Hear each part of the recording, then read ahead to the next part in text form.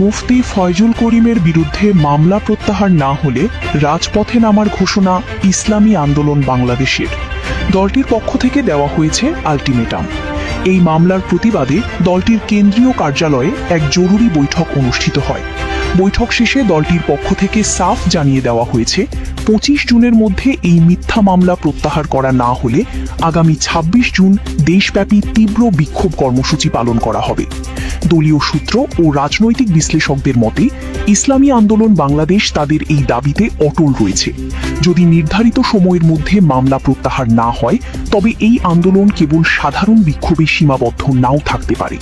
তৃণমূল পর্যায় থেকে রাজপথ অবরোধের মতো বড় ধরনের আন্দোলনের প্রস্তুতি নিচ্ছে দলটির কর্মীরা, যা দেশের বর্তমান রাজনৈতিক পরিস্থিতিতে বড় কোনো রূপ নিতে পারে বলে আশঙ্কা করা হচ্ছে।